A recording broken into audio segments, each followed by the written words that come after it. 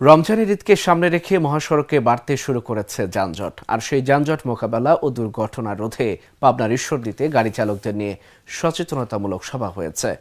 রোববার দুপুরে উপজেলার দাশুরিয়া ট্রাফিক মোড়ে এই সভার আয়োজন করেন পাকশী হাইওয়ে থানা পুলিশ।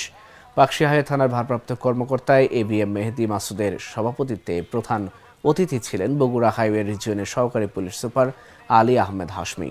এ সময় আহমেদ হাশমি বলেন, পুলিশের পাশাপাশি ড্রাইভাররাও যদি সচেতন হয় তাহলে দুর্ঘটনা অনেকটাই কমে যাবে এবং জনগণকেও এর পাশাপাশি সচেতন হতে হবে। সকলের সম্মিলিত প্রচেষ্টায় দেশ এগিয়ে যাবে বলেও মনে করেন তিনি। আমরা আমাদের এই রিজিয়নের প্রতিটি মহাসড়ক, আঞ্চলিক মহাসড়ক সব কিছু কিছু ফিডার রাস্তাতেও আমরা কাজ করছি জেলা পুলিশকে সাথে করে নিয়ে, যেন কোনোভাবেই মহাসড়কে কোনো বড় ধরনের দুর্ঘটনা না হয়। আমাদের মূল উদ্দেশ্য কাউকে ধরে মামলা দিয়ে বেকায়দায় না ফেলে তাদেরকে বোঝানোর যে মহাসড়ককে নিরাপদ রাখতে গেলে তাদেরকে বুঝতে হবে যে মহাসড়কটা অরিজিনালি বড় গাড়ির জন্য। ছোট গাড়ির কারণে বিভিন্ন সময় দুর্ঘটনায় মানুষ পতিত হচ্ছে। তাদেরকে তাদের নিজস্ব ট্র্যাকে, নিজস্ব জায়গায় তাদেরকে ফিরিয়ে দেওয়ার জন্য, চলে যাওয়ার জন্য আমরা বলছি, এবং তারা আমাদের কথা অনেকটাই শুনছে।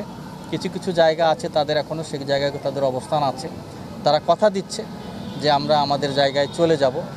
তো সেই আলোকে আমরা কাজ করছি।